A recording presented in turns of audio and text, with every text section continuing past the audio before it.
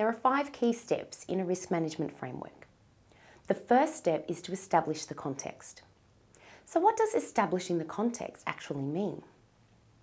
Well, to do this, we need to consider both the external and the internal environment and factors that contribute to an organisation's risks.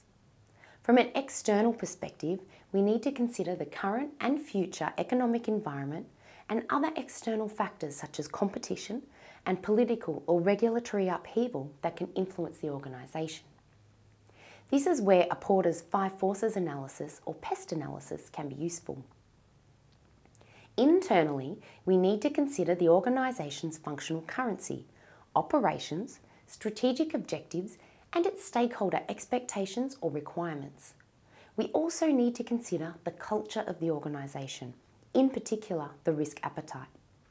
That is, we need to understand if the organisation is extremely risk averse or willing to take on highly risky decisions in order to maximise potential returns.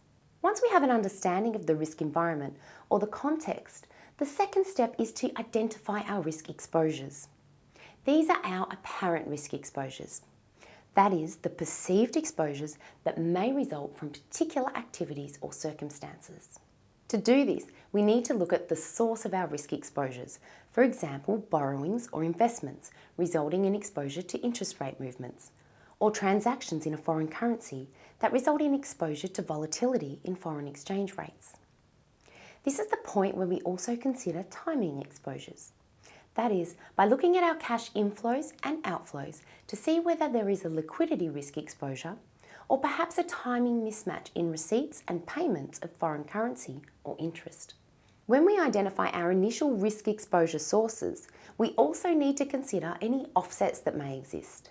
For example, if we have variable rate borrowings of $100,000 and variable rate investments of $75,000, then the investment offsets the borrowing's risk exposure, and we only need to consider the net interest rate risk exposure from $25,000 of the borrowings. In step 3, we then analyse these risks more closely by understanding the nature of the risks and determining the most likely actual exposures. We can do this simply or using complex statistical analysis, such as Monte Carlo simulation, to understand and quantify the most likely exposure.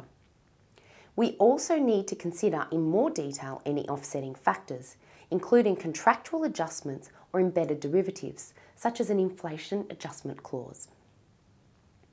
In step 4, we evaluate our risk exposures against the organisation's specified criteria, which will be based on its risk appetite and operating environment. Evaluating risk exposures in this way enables the organisation to prioritise the risks that require either immediate action to reduce the exposure, ongoing close monitoring or review, or regular high-level review. Once the risks have been prioritised in this way, we can move to step 5 and determine and implement controls to treat risks as required. Treatment of risk will depend on the type of risk and severity of the consequences. Some risks may be able to be transferred to a third party, such as through contractual arrangements.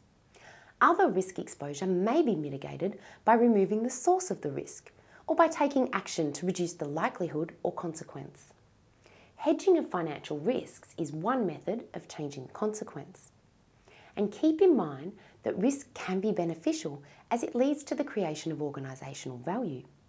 Where such risks are within the organisation's risk profile and objectives, the organisation is likely to want to retain the risk to benefit from potential gains.